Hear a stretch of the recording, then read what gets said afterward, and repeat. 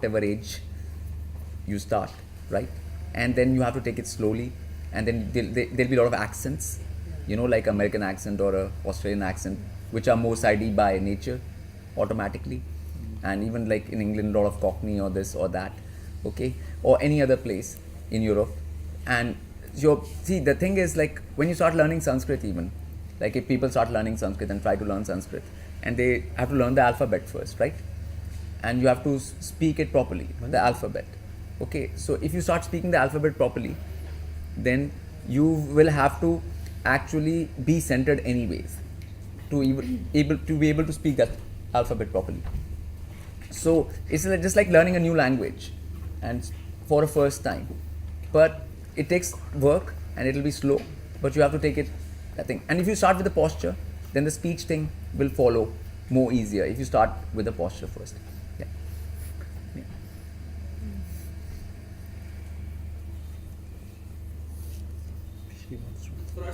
Yes. Yes. I would love to know about the Vedic astrology, or are we going to get onto that later? Now, what about Vedic astrology? I don't know anything about it, so Okay. an introduction would be brilliant, I think. Okay. You can try and say that again slowly. An introduction would be brilliant. And like, so we'll all say it. And introduction will be brilliant.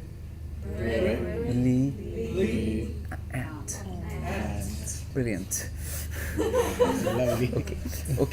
Okay. So, see, when you say Vedic astrology, okay, then you're talking about the term Vedic, okay. So, Vedic is an umbrella term for all, like, basically art of living, basically, like how do you live a human life in this human body on this particular plane of existence, okay. So you have posture, speech, like Ayurveda, which is the science of life. Ayu means life, your lifespan, which is become more science of herbs now. And Jyotish, Vedic astrology, which is Sanskrit term for it is Jyotish, is a part of that whole, which is Vedic. Whole with a W. So now we know what is holy. When in English, when you use the word holy, it's HOLY, right? Mm-hmm. Then W is missing in that. That W is silent, but it is there in front of it. But that has been taken out, so you don't actually understand what is holy. What is holy is holy. WHOLY.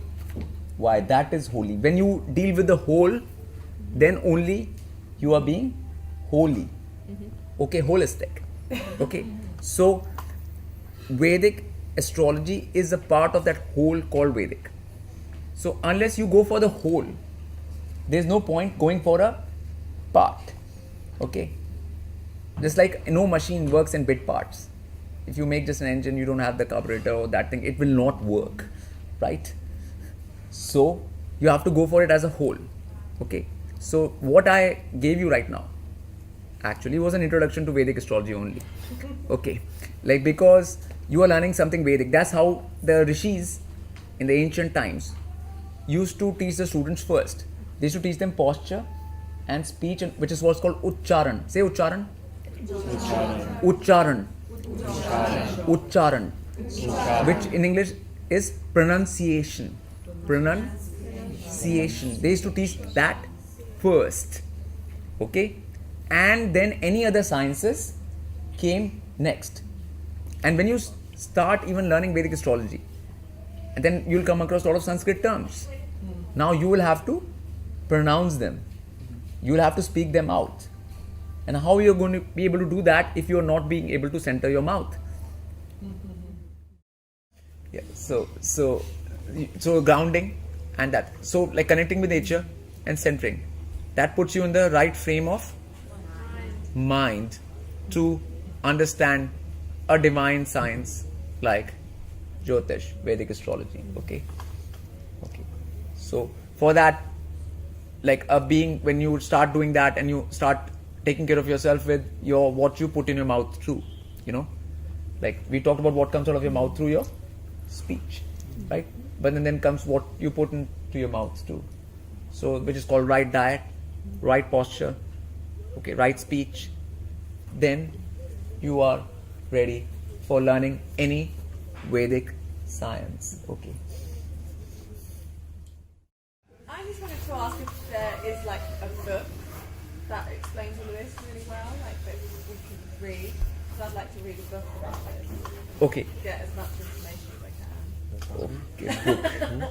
Book. Okay. I mean, the thing in the book is there's a like I have a book called Peace Gita. Okay. Yeah. Like you start with that for understanding Vedic things. Okay. Because if you don't understand Vedic things, you can't go towards Vedic astrology. Yeah. Really. Okay. Because Vedic comes as like a whole. You know, it doesn't come in parts. It bits and parts. Like even if you're whatever you're doing out here, you're interested in all kinds of things like yoga or whatever. You are basically trying to move towards the Vedic thing only. You know, when people in the West even start becoming vegetarian or vegan or anything, that was just a move towards the Vedic thing only, actually, Yeah. in real terms. Okay, so once you are going in that direction, okay, and then it's best to understand a whole lot about that whole thing rather than just carry on with that. So I've got an introductory kind of book for that called Peace Gita. But even that book, I would tell people not to read from the mind.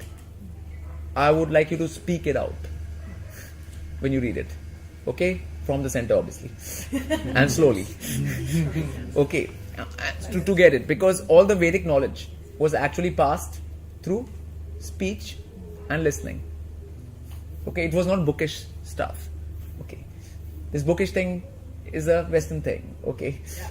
Okay, and it doesn't really actually transmit knowledge. It transmits information.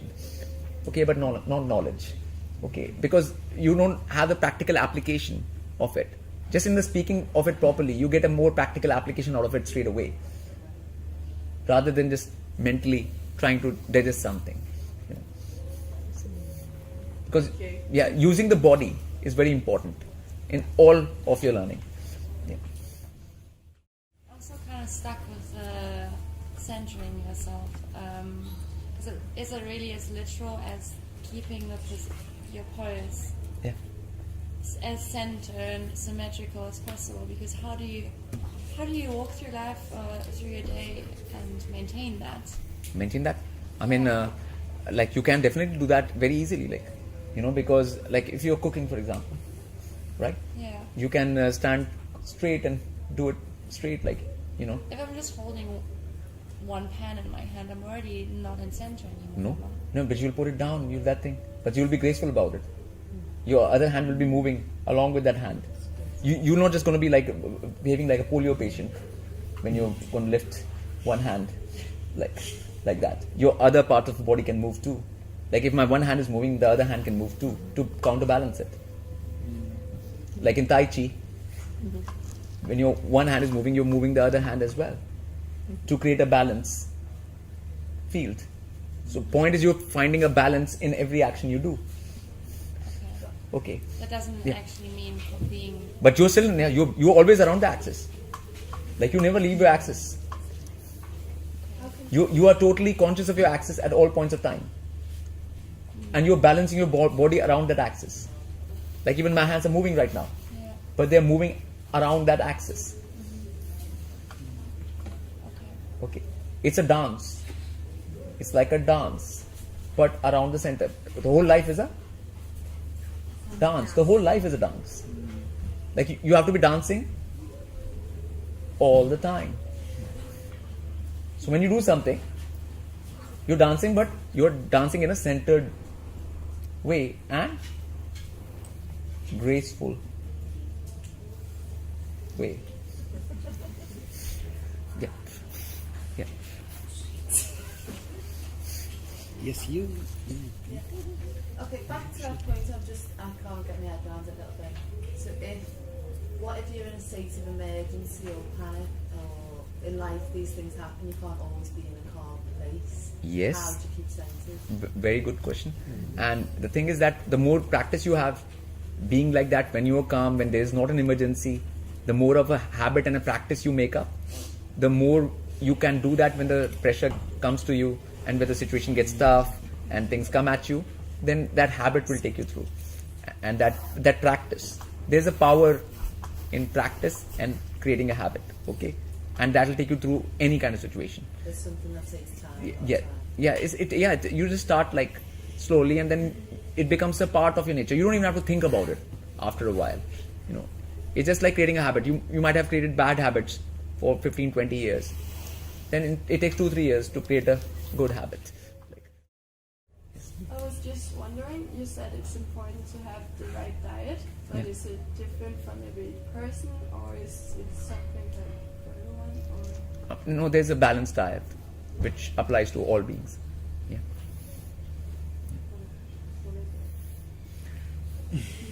Yeah. Can people with bad knees get centered ever? Yes. Yes, they can. Yes. Yes, they can. So everybody can get to the lotus, Yeah. yes? Not lotus, just the cross-leg. No, not lotus like even cross leg. You don't have to be. People can be centered while keeping knees there. People, even when you stand, you can be centered. You can stand in a centered fashion, like a military kind of way. Well, I can't be standing all the time if I want to relax. Okay, that way you'll sleep too. Pardon? That way you'll sleep as well. Okay, you'll sleep as well. We should So be sleeping in a... no. You sleep half on both sides. Right. But You if sleep it's- one side half and I thought- other side half. I thought that we have an involuntary movement. We position ourselves as we sleep and the body decides. No, it's not like that. You can actually be conscious about when you're sleeping. You can actually be conscious. Normally get burning in the arm. Yeah, but that consciousness will not come until you are conscious when you are awake. The more conscious if you're more conscious when you are awake, you'll be more conscious when you are asleep. Simple as that.